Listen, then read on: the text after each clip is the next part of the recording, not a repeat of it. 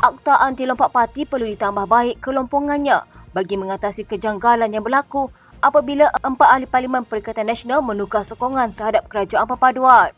Ahli Majlis Kerja Tertinggi UMNO, Datuk Seri Ahmad Maslan berkata, insiden 4 ahli Parlimen PN menukar sokongan baru-baru ini sedang menguji kejituan pelaksanaan akta berkenaan. Katanya adalah amat jangkal jika ahli Parlimen pembangkang menyertakan sokongan kepada kerajaan namun ia tidak membawa kesan kepada kedudukan kursi mereka. Adalah janggal juga jika seseorang ahli Parlimen pembangkang yang berlawanan dengan parti mereka tetapi pada masa sama berada dalam kelompok pembangkang. Oleh itu, kejanggalan berkenaan perlu dilihat semula melalui pindaan tertentu. Akta Anti Lompat Parti perlu diperhalusi semula kerana sebelum ini kita tidak pernah berhadapan situasi sebegini. Ia perkara baru. Maka saya harap akta ini akan diperbaiki atau dipindah. Jumaat lalu, Presiden Bersatu Tan Sri Muhyiddin Yassin dilaporkan menggesa supaya akta Anti Lompat Parti dikaji semula.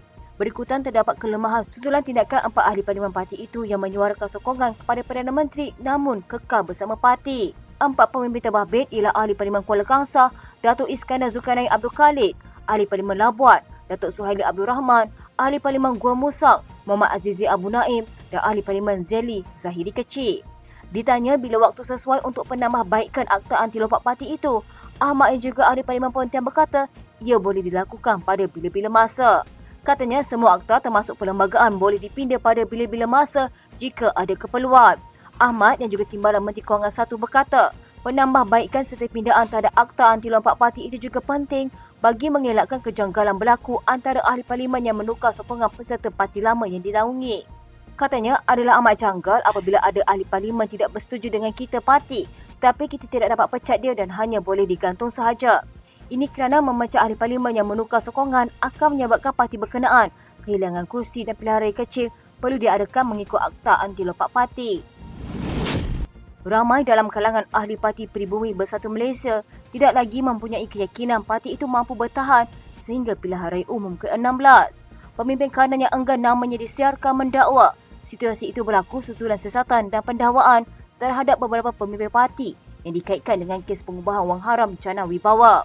Katanya mereka tidak yakin Bersatu akan mampu bangkit daripada kesan pertuduhan besar kes Jana Wibawa dan mungkin Bersatu tidak akan mampu bertahan sehingga PRU akan datang.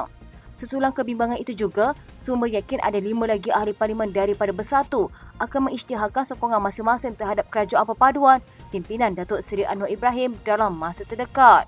Katanya semuanya bergantung kepada peranan yang dimainkan oleh pihak yang memujuk untuk meyakinkan mereka supaya menyokong kerajaan.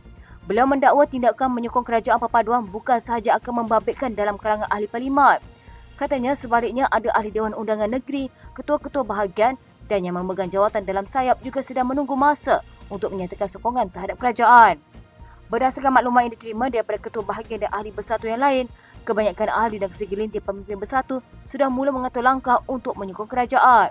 Katanya cuma kini sama ada 5 orang yang disebut tadi akan mempengaruhi rakan mereka yang lain atau parti akan cuba mengembalikan keyakinan mereka. Ada maklumat kata jumlah ahli Parlimen Bersatu yang akan menyokong kerajaan seramai 11 orang. Tetapi saya yakin hanya 9 dengan 4 sudah mengumumkannya, tinggal lagi 5. Mengulas lanjut, sumber itu menyokong dakwaan seorang blogger yang mendakwa harga setiap wakil rakyat Bersatu adalah di antara 4 juta hingga 6 juta ringgit setiap seorang. Katanya mereka yang mengisytiharkan sokongan ini ada beberapa faktor, bukan sebab wang semata-mata, tetapi wang adalah di antara motivasi utama mereka. Selain itu ada juga kemungkinan yang mahu melindungi diri daripada didakwa dalam apa-apa kesalahan. Ditanya sama ada dakwaan Perikatan Nasional terdapat broker politik yang cuba membeli ahli Parlimen untuk menyokong kerajaan, sumber itu berkata perkara itu sudah pasti berlaku dan dikukuhkan lagi dengan usaha Perdana Menteri sendiri yang mengutuskan surat dan meminta semua ahli Parlimen bersama menyokong kerajaan. Setakat ini, 4 ahli Parlimen Bersatu menyatakan sokongan kepada kerajaan perpaduan dengan antara lain alasan diberi demi memastikan peruntukan disalurkan kerajaan kepada rakyat dalam kawasan masing-masing. Tindakan itu dimulakan ahli Parlimen Kuala Kangsar, Datuk Iskandar Zulkarnain Abdul Khalik, disusuli ahli Parlimen Labuan, Datuk Suhaili Abdul Rahman, sebelum ahli Parlimen Gua Musang, Muhammad Azizi Abu Naim dan ahli Parlimen Zeli Zahari Kecil menyusul. Susulan itu, pihak Bersatu akan membuat laporan polis serta pihak Suruhanjaya Pencegah Rasuah dalam masa terdekat berhubung penyataan penarikan sokongan pemimpinnya kepada ahli kerajaan. Ia susulan dakwaan kemungkinan terdapat tawaran habuan lumayan yang diberikan kepada mereka sehingga mengubah pendirian sokongan kepada kerajaan pimpinan Anwar.